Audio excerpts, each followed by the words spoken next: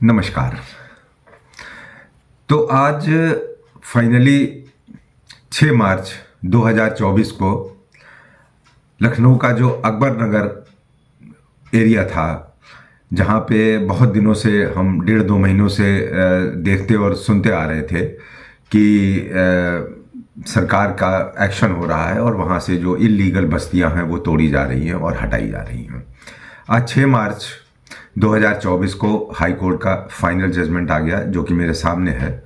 मैं भी ये खबरें देखता और पढ़ता था। सोशल मीडिया के बहुत से नुमाइंदे वहाँ पर जा कर के वीडियोस भी बनाते थे, वहाँ के जो रहने वाले हैं उनका स्टेटमेंट भी लेते थे और दिखाते थे। मैं भी देखता था। अब तक मैंने इसके ऊपर कोई टिप्पणी नहीं की थी, लेकिन अब समझ में आया कि पूरा जजमेंट पढ़ने के बाद तो मुझे ऐसा लगा कि जो पूरी सच्चाई है, शायद हर कोई उस जजमेंट को पूरा 28-29 पेज का जजमेंट है उसको ना पढ़े। मैं उसके मोटे मोटे पॉइंट्स आपको बताना चाहती हूँ कि आखिर ये मामला था क्या और आखिर ये बस्तियाँ क्यों हटाई गई, क्यों तोड़ी गई, और सरकार जो लोग वहाँ रहते थे उनके लिए आदेश में क्या पारित किया गया है। जजमेंट पढ़ने के पहले मैं ये बताना चाहूँगा कि वो हमारा शहर लखनऊ हो, चाहे हमारे देश का कोई भी शहर हो, हम सबको एक साफ सुथरे वातावरण, एक गड्ढा मुक्त सड़कें, जहाँ पर ऐसा शहर जहाँ पे कि खुली हुई बिजली की तारें ना हों, जहाँ पे वाटर लॉगिंग ना होती हो और जहाँ पे स्ट्रे एनिमल सड़कों पर ना घूमते हों, हम सबको इसका अधिकार बनता है। इस तरह के बहुत से मुकदमे चलते रहते हैं हाई कोर्ट में, छोटे मोटे आदेश होते रहते हैं, लेकिन सरकार जो है उनके ऊपर कभी ध्यान नहीं देती है और कुछ छुटपुट सा कुछ होता रहता है। अभी हाल में ही लखनऊ में 3 दिन पहले बहुत घमासान बारिश हुई थी और ओले भी गिरे थे, लेकिन कुछ 15-20 मिनट की बारिश में पूरा लखनऊ शहर जलमग्न हो गया था। इसका मतलब यही होता है कि हमारे का जो सीवेज सिस्टम है, जो ड्रेनेज सिस्टम है, वो बहुत ही ख़राब है। खैर, जो भी है, कम से कम एक मसले में सरकार ने बहुत कड़ा कदम उठाया है और मुझे उम्मीद है कि आगे भी सरकार जो रेजिडेंट्स हैं, जो सिटीजन्स हैं, उनका ध्यान रखते हुए कुछ न कुछ कड़े कदम उठाती रहेगी। सरकार को अपना भी देखना है कि वो जो शहर के निवासी हैं, जो देश के निवासी हैं, उनके लिए क्या मुकदमे हुए थे। अलग अलग वहाँ के निवासियों ने अलग अलग पिटिशंस दायर किए थे और इस तरह से कुल 74 केस इस जजमेंट में लिस्टेड है, जो कि फाइल किए, जिनका कि हवाला कोर्ट ने अपने ऑर्डर में दिया है कि किन किन लोगों ने मुकदमे किए थे। ये आपके सामने स्क्रीन पे चल रहा है और सारे मुकदमों में घुमा फिरा कर एक ही बात की गई थी कि जो वहाँ का रहने वाला है उसको ज़मीन दोस्त किया जा रहा है, उसका घर, और अब वो रहने के लिए कहाँ जाए, और वो वहाँ इतना 50 साल से 60 साल से या 70 साल से रह रहे थे। सरकार ने पानी बिजली की सुविधाएं दी थी वगैरह वगैरह। इन सारे रिट पिटिशंस में ये बात कही गई थी। इसके बाद आइए देखते हैं कि फिर ये कहाँ से शुरुआत हुई और क्या हुआ। ये हाई कोर्ट की बेंच ने जो कहना शुरू किया है कि this is a bunch of writ petitions filed by the slum dwellers of slum area known as Akbar Nagar 1 and 2 challenging the demolition orders issued by the LDA and for questioning the rehabilitation scheme framed by the LDA। अब धीरे धीरे जो बात मोटी मोटी कही गई थी वो ये कही गई थी कि ये जो पिटीशन है ये दायर किया गया है वहाँ के निवासियों ने, अकबर नगर 1 and 2 के, और उसके ऊपर जो है वो ये मुकदमा खड़ा हुआ है। इसके बाद जो बहुत सी चीज़ें कही गई, अब दूसरे पिटिशंस का जिक्र भी किया गया है इसमें कि क्या हुआ, लेकिन मोटी बात यह थी कि मुकदमा स्टे के लिए, और इस तरह से सबके ये सारे वकीलों के नाम और जैसा कि कोर्ट के ऑर्डर में होता है वो सब आपके स्क्रीन पर आ रहा है एक के बाद एक।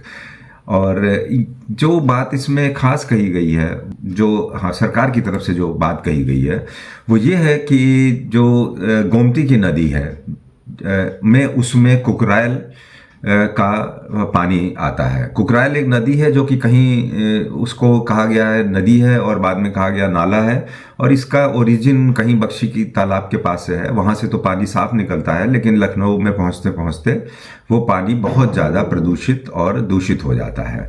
ये बात सरकार ने अपने उसमें कही, और उसकी वजह है जो यहाँ पर ये इलीगल कॉलोनियाँ बनी हुई हैं।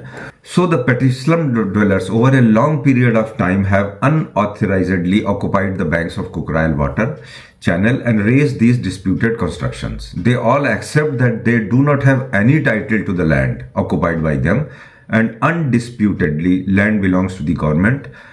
Accordingly, their constructions are also without any approval, thus illegal. ये बात वहाँ के निवासियों ने भी एग्री की है, मतलब जो उन्होंने हलफनामे कोर्ट में जमा किए हैं। खैर, इन्होंने जब ये डिमोलिशन का सिलसिला शुरू हुआ तो इन लोगों ने बहुत सी अपील करी, पहले एलडीए वाइस चेयरमैन के सामने, क्योंकि कोर्ट में जाने से पहले जो अथॉरिटी हैं उनके सामने आपको अपनी बात कहनी होती है, और इनके सारे जो एप्लीकेशंस थी वो रिजेक्ट कर दी गई कि ये इलीगल बस्तियां हैं। फिर उसके बाद ये तमाम वकीलों की जिरा एक एक दो दो लाइन में बताई गई है, लेकिन हम फाइनली आगे बढ़ते हैं धीरे धीरे कि इसमें सब डिटेल्स दी हुई हैं कि ये सरकारी ज़मीन है, नज़ूल की ज़मीन है, वहाँ के सारे कागज़ सरकार के सामने पेश किए गए, और ये यहाँ पर फिर एक बार ये बात कही गई है कि no document of last 100 years to prove the title is filed if the properties belong to an आबादी land for the last 100 years there would certainly be mutation orders और ownership documents of the said land, including appropriate sale deeds, transfer deeds, succession documents executed from time to time. It is not possible that not even a single document is available with the petitioners with regard to their title. यानी कि उनके पास उस जमीन का एक भी दस्तावेज नहीं है जो कि कोर्ट में पेश किया गया। इस तरीके से जो है वो वहाँ पे, और जो इसके पहले जो दरअसल बात ये है, यहाँ पर जो केस खड़ा हुआ था वो फंडामेंटल राइट्स को लेकर के पिटिशनर्स ने किया था, लेकिन बहुत से मुकदमे यहाँ पर कोर्ट किए गए कि फंडामेंटल राइट्स जो है वो सिर्फ पिटिशनर्स के ही नहीं है, फंडामेंटल राइट्स लखनऊ निवासियों के भी हैं। आर्टिकल 21 को लेकर के पूरा मुकदमा तैयार हुआ कि हमें मैं पढ़ देता हूं आपके सामने कि क्या कहता है article 21। The respondents conclude bye emphasising that since it is not merely a case where the fundamental rights under article 21 of the petitioners for a place to live to is involved, but also vis-a-vis them, the right to clean drinking water also a fundamental right under article 21 of every resident and visitor of Lucknow is involved. These affected residents are not even representing before this court or any authority except through the respondent state authorities. यहाँ पर कहने का मतलब ये है कि जो fundamental right के तहत ये मुकदमा था कि हमको रहने की जगह चाहिए, हमें छत चाहिए, और वहीं आर्टिकल 21 ये भी कहता है कि हर इंसान को जो है साफ सुथरा वातावरण, साफ सुथरा जल पीने का भी अधिकार है। और गोमती नदी जो है वो का पानी लखनऊ निवासियों को एज ए ड्रिंकिंग वाटर भी सप्लाई होता है आफ्टर सम क्लीनिंग प्रोसीजर्स, तो होते ही होंगे, ऐसा तो डायरेक्ट नहीं चला जाता होगा घर में।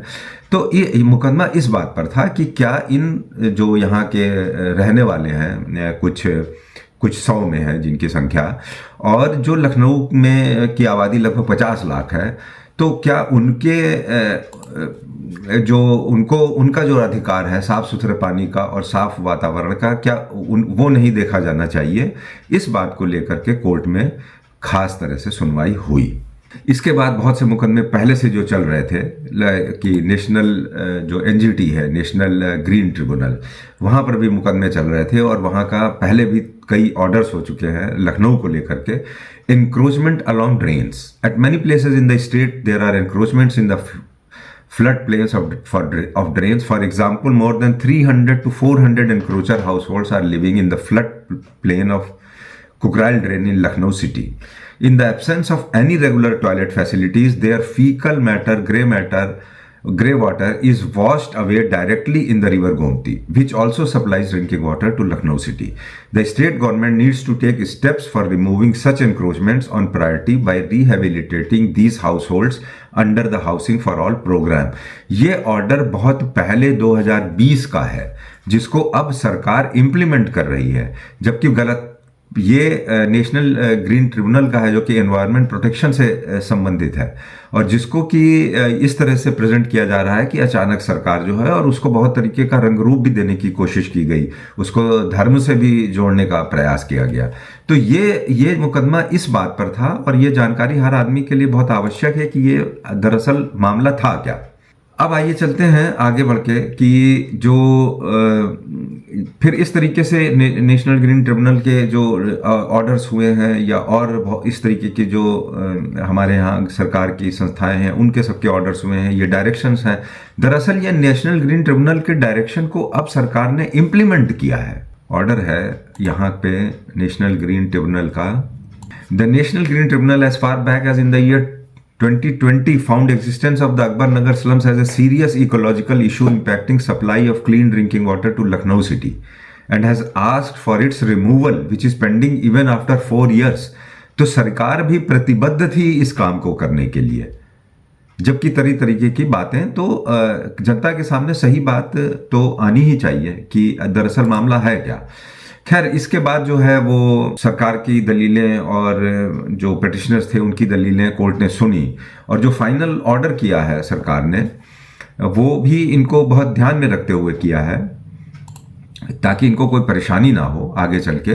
कोर्ट ने ऑर्डर किया फिर बाद में, Thus the fundamental right of large number of petitioners for a habitable living place is in contest with the fundamental right of many times more larger number of residents of Lucknow, including petitioners.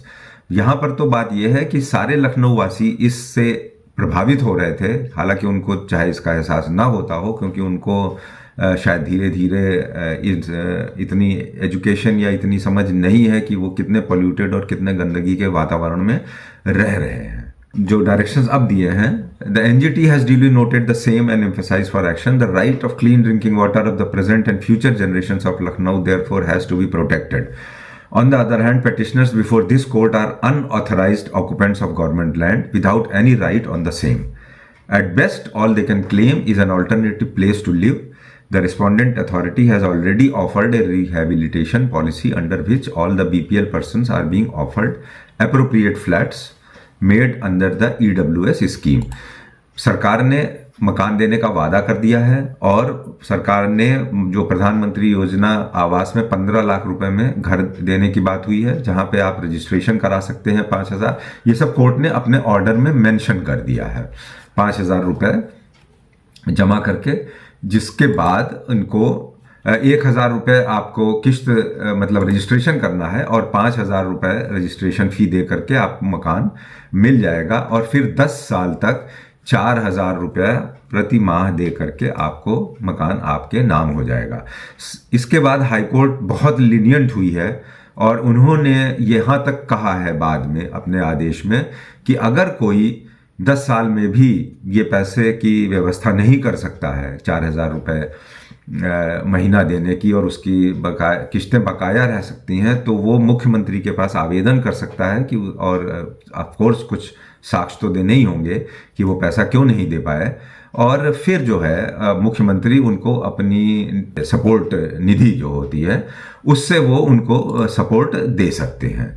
तो इस तरह से जो है वो सरकार भी एक बहुत प्रतिबद्ध है अपनी जनता के लिए। जहाँ तक मैं सरकार के वैसे ज़बरदस्ती में मैं कोई पक्ष नहीं ले रहा हूँ, मैं सिर्फ आदेश पढ़ के आप लोगों को सुना रहा हूँ कि क्या हुआ है और क्यों हुआ है। और ये आदेश जो है वो अब अकबर नगर के सारे निवासियों को 31 मार्च 2024 तक सारी जगह खाली कर देनी है, क्योंकि ये फाइनल ऑर्डर आ चुका है। अब इसके बाद इसमें कुछ नहीं होगा।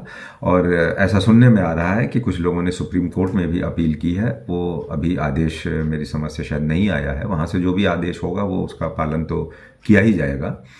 तो इस तरह से मुझे ऐसा लगा कि मैं ज़रा साधारण भाषा में कोर्ट के ऑर्डर को आप तक लाऊं। धन्यवाद।